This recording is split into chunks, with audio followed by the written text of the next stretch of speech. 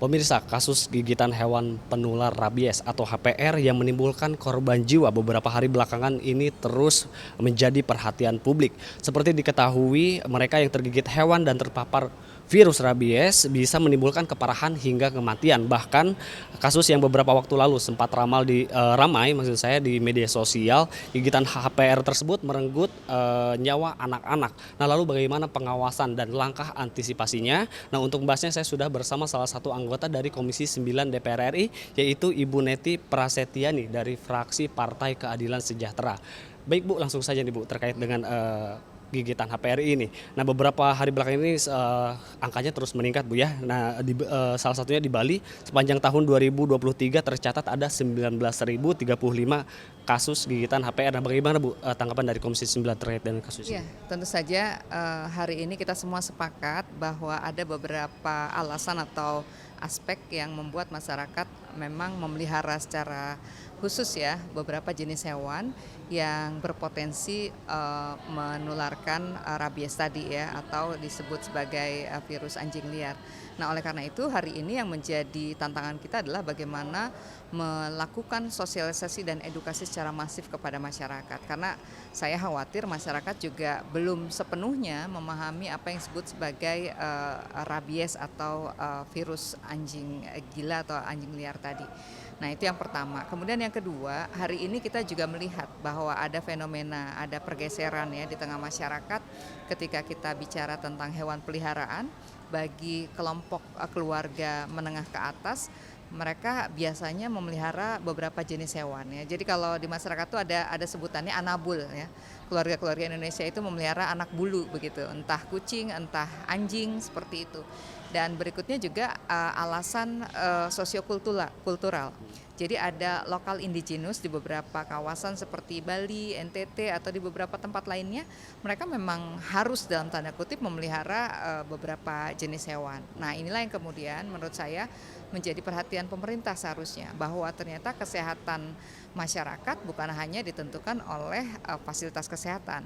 Kesehatan masyarakat juga ditentukan oleh kesehatan lingkungan. Salah satunya adalah resiko atau potensi zoonosis ya, penyakit yang disebabkan oleh hewan yang akan menulari manusia atau bahkan menulari hewan-hewan yang lain begitu.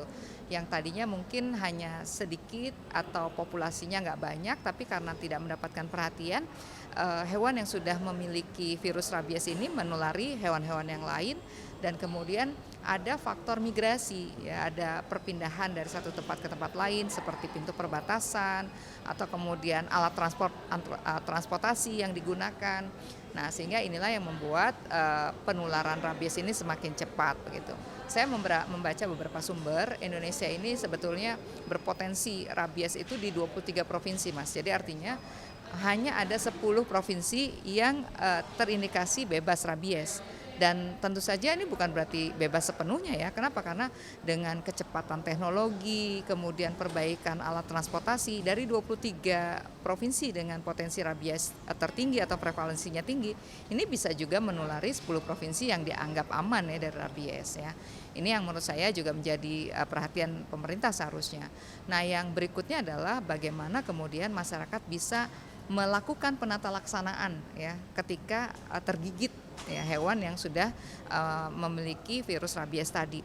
Kan masyarakat juga kebanyakan nggak tahu gitu apa sih ciri hewan yang mengidap rabies ya, apakah perilakunya menjadi ganas atau yang dari ganas menjadi jinak atau diam begitu ya. Kemudian kira-kira ketika sudah digigit oleh hewan dengan virus rabies apa yang harus dilakukan gitu. Nah, sejauh mana kesiapsiagaan Vaskes kita, ya termasuk juga kesiapsiagaan tenaga kesehatan dan tenaga medis kita, begitu. Ini yang menjadi tantangan pemerintah. Nah, yang tidak kalah penting adalah bagaimana kemudian dipastikan vaksin untuk hewan peliharaan tersebut memang sudah tersedia di berbagai fasilitas kesehatan. Ya, jadi kalau kita bicara tentang vaksin, berarti pemerintah harus memikirkan setelah pandemi ini bukan hanya perbanyakan vaksin untuk menurunkan atau mempertahankan herd immunity dengan vaksin COVID ya, tapi ternyata vaksin untuk hewan-hewan yang berpotensi atau yang harus kita cegah dari virus rabies harus diperbanyak seperti itu. Dan berikutnya yang tidak kalah penting ini ya, ini menurut pandangan saya, perspektif saya, bahwa kesehatan lingkungan sangat ditentukan oleh penyakit yang ditularkan oleh hewan atau zoonosis, berarti di titik hulunya Fakultas Peternakan, Fakultas Kedokteran Hewan ini harus diperkuat begitu. Jadi bukan cuma ala kadarnya. Cukup, terima kasih Ibu Neti.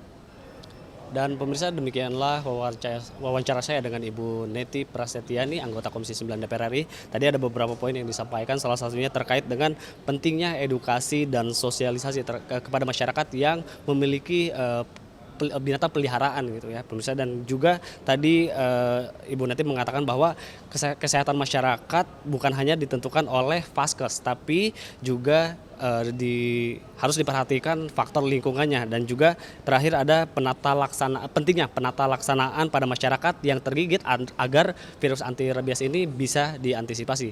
Saya Fitian Unilah, kembali ke studio.